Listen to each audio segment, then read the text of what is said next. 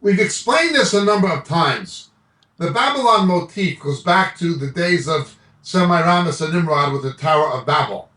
Man trying to reach God through religious means, deifying himself, combined with his technology and politics. Goes back to Nimrod and Semiramis. That is the Babylonian or the Babylon motif.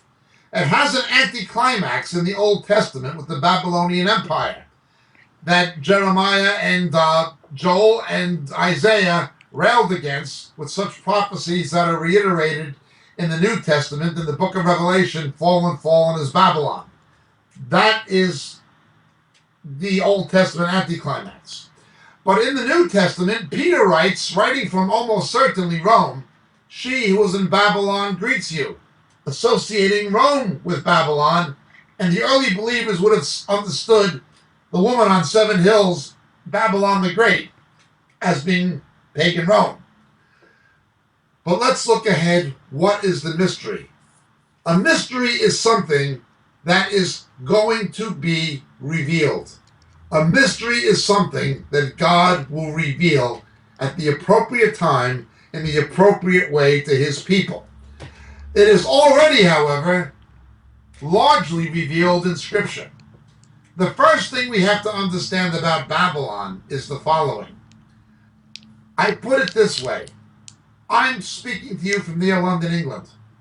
In the days of Arthur Conan Doyle, who wrote the books about Sherlock Holmes, Scotland Yard was located on a little alleyway between 2 buildings near the Houses of Parliament on Whitehall in London on the banks of the Thames, called Scotland Yard. That was the name of the street. Actually, it was just an alleyway.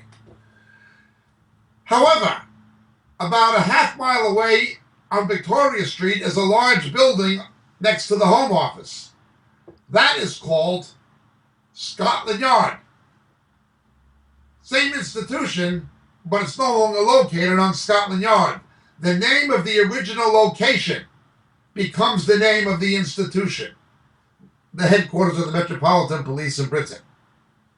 Or another way to look at it, in New York City, the original New York Stock Exchange was on Wall Street.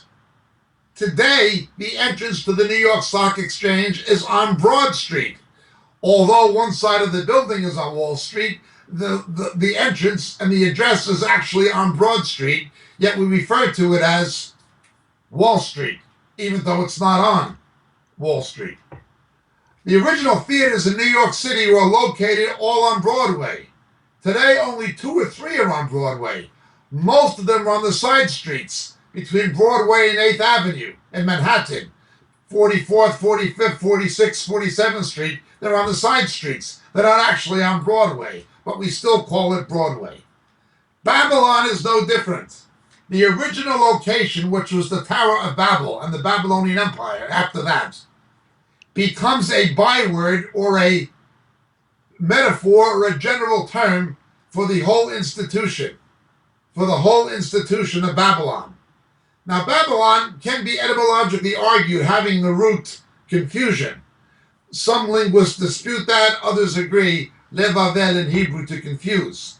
And God said, let us confuse their tongue when they built the Tower of Babel. Peter writes from Rome, says she who's in Babylon greets you. It's not so much the location, it's the institution. Now, this is not to say that there will not be a importance to some location at the end of the era where the Antichrist will have his footstool.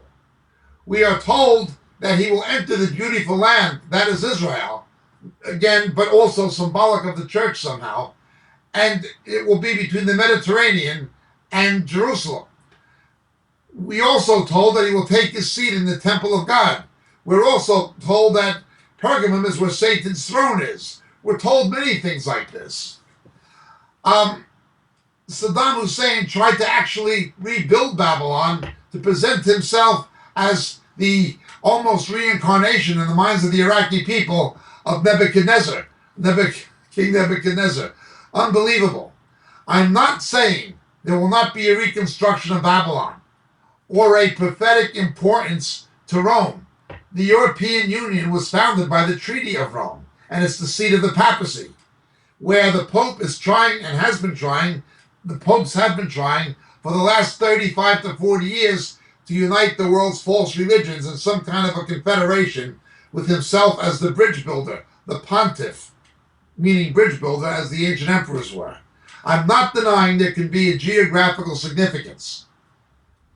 Many would argue New York is a kind of Babylon because of the UN and so forth.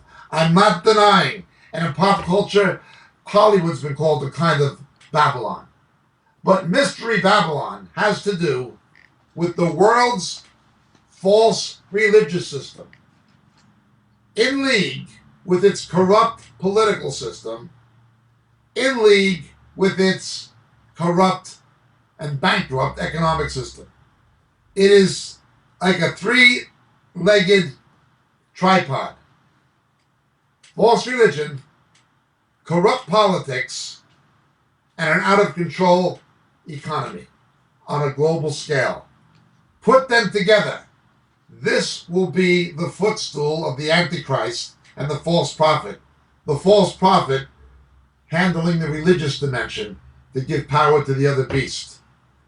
Now again, to examine this further, I would point you to our book, Shadows of the Beast. But remember, many places were called Babylon at different times in history. Luther referred to medieval Catholicism as the Babylonian captivity of the church. It's not just about, or even primarily about, geographical location, although geographical location may come into play prophetically, either in Mesopotamia and or in Rome, etc. But it's the institution itself. It all goes back to the rebellion of Nimrod and Semiramis at the Tower of Babel. That is the origin. It begins and ends. It ends as it began. This is Mystery Babylon. God's people will understand it. Now, the very fact today that you see a deceiver sent by Satan to mislead the church like Rick Warren with his global peace plan, saying that we should unite with Hindus and Buddhists and Muslims, etc., and Mormons, etc., to bring in global peace. That is the Antichrist agenda. No Christ, no peace. Why will Christians support somebody teaching such obvious deception as Rick Warren? It's a mystery. They can't see it. They don't know what's wrong with it. How can people not see through the ecumenical movement and union with Roman Catholicism? It's a mystery. They can't see it. How can people claiming to be evangelicals get in bed with Mormonism? They can't see it. It's a mystery to them. How can people claiming to be evangelical Christians or saved Christians politically support pro-abortion and pro-same-sex marriage political candidates? They can't see it. It's a mystery to them. But it's not to be a mystery to us. The faithful church will see these things for what they are and understand their prophetic meaning and significance.